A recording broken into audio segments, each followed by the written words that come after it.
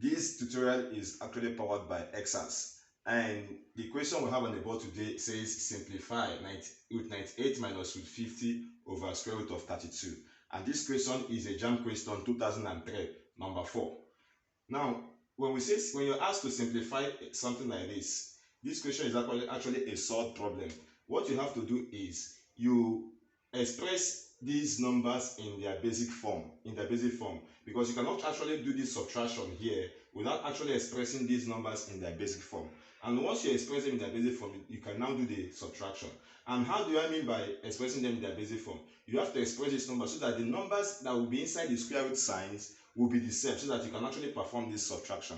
And then to doing that, you now find a perfect square that will multiply a number to give you 98. You also find a perfect square that will multiply a number to give you 50, and do the same thing to square root of 32. Now what do I mean by a perfect square? A perfect square is a whole number whose square root is also a whole number. For example, 16 is a whole number. When you find the square root of 16, it gives you 4, which is a whole number.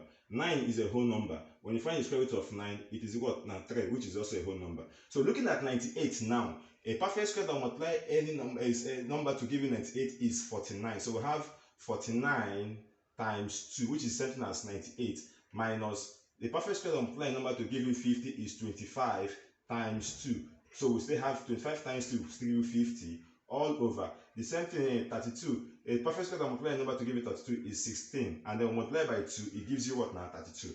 So at this point now, what we now do is what now? You find the square root of 49, which is what now? 7. We cannot actually find the square root of 2. Okay, and so that gives us 7 root 2. So we leave 2 inside the square root sign, minus square root of 25 is 5, and then we also leave 2 inside the square root sign, over square root of 16 is what now? 4. You leave the 2 inside the square root sign because the 2 are solved. You cannot actually get their what now? Their square roots. So at this point now, you see that the numbers inside the square root signs are the same. So that makes this subtraction now possible. So 7 root 2 minus 5 root 2 will give us 2 root 2 over 4 root 2, which we have in the denominator. And when root 2 cancels root 2 and 2 cancels 2 to give us 1, 2 into 4 is 2. That gives us our final answer as 1 over 2. Thank you.